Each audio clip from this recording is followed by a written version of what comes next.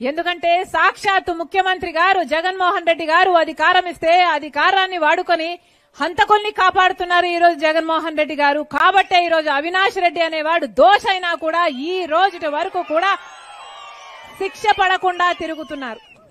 కనీసం ఒక్క రోజు కూడా జైల్లో గడపలేదు. 5 సంవత్సరాలు అయిపోయింది చనిపోయి. హత్య చనిపోలేదు, చంపారు. చనిపోలేదు, చంపారు. 5 సంవత్సరాలు అయింది చంపేసి. ఈ రోజు వరకు కూడా ఒక్క రోజు కూడా జైల్లో గడపలేదు. కేవలం జగన్మోహన్ రెడ్డి గారి అధికారాన్ని అడ్డు వేశాడు. కాబట్టి అధికారంతో బీజేపీతో పొత్తు పెట్టుకున్నాడు. బీజేపీతో అక్రమ పొత్తు పెట్టుకున్నవాడు జగన్మోహన్ రెడ్డి గారు. బీజేపీ పార్టీకి బానిసగా మారిన వాడు జగన్మోహన్ రెడ్డి గారు. ఆ బీజేపీతో ఉన్న ఆ పొత్తు కోసమే ఈరోజు అవినాష్ పొత్తు వల్లనే ఈరోజు అవినాష్ అనేవాడు ఇంకా యథేచ్ఛగా బయట తిరుగుతున్నాడు. మరి ఇలాంటి వాళ్ళకు బుద్ధి చెప్పాల్సిన అవసరం లేదా? 5 సంవత్సరాలైంది. అసలు శిక్ష పడకపోగా ఇదంతా ఒకెత్తైతే ఈరోజు మళ్ళీ అదే హంతకునికి, అదే హత్య చేసిన వాళ్లకు, వివేక మరణానికి, చావుకు కారణమైన వాళ్లకు మళ్ళీ వాళ్ళకే ఎంపీ టికెట్ ఇచ్చారంటే ఇక ఏం చెప్పాలి? ఇది అధికార అహంకారం కాకపోతే మరి ఏమిటి అని అడుగుతున్నాం. ఒకవైపేమో వాళ్ళని కాపాడుకుంటూ వస్తున్నారు, ఇంకోవైపేమో మళ్ళీ వాళ్ళకే అధికారం కట్టబెట్టడానికి మళ్ళీ వాళ్ళకే టికెట్ ఇచ్చారు అంటే ఇక ఎప్పటికీ హంతకులే పరిపాలన చేయాలా? హంతకులే పాలకులుగా ఉండాలా? ఏం చెప్పదలుచుకుంటున్నాడు జగన్మోహన్ రెడ్డి గారు? ఈరోజు రాజశేఖర్ రెడ్డి బిడ్డ కడప సీటుకు పోటీ చేసింది కాంగ్రెస్ పార్టీ తరఫున.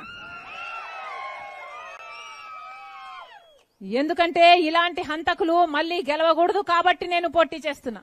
ఇలాంటి హంతకులు మళ్లీ చట్టసభలకు వెళ్లడానికి వీల్లేదు కాబట్టి నేను పోటీ చేస్తున్నా. మీ అందరూ ఆశీర్వదించండి.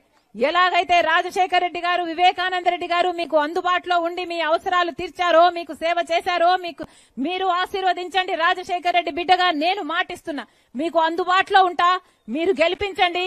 మీ బిడ్డనవుతా, మీ బాధ్యత నా మీద మోసుకుంటా, మీ బలమైతా. మీరు ఆశీర్వదించండి. మరొకసారి చెప్తున్నాం, ఓటు అనేది మీ చేతుల్లో ఉన్న ఆయుధం.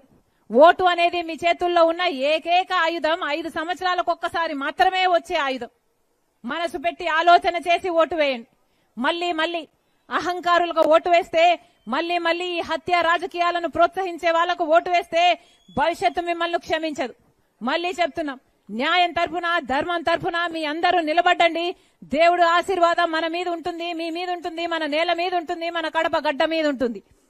మళ్లీ చెప్తున్నాం, ఎవరు డబ్బులు ఇచ్చినా తీసుకోండి. తెలుగుదేశం పార్టీ డబ్బులు ఇచ్చినా తీసుకోండి, వైసీపీ పార్టీ డబ్బులు ఇచ్చినా తీసుకోండి, మీ డబ్బులే. కానీ ఓటు వేసేటప్పుడు మాత్రం ఒక్కసారి ఆలోచన చేయండి. హత్య చేసిన వాళ్లకు, హత్య రాజకీయాలను ప్రోత్సహిస్తున్న వాళ్లకు ఓటు వేస్తే భవిష్యత్తే మిగలదు.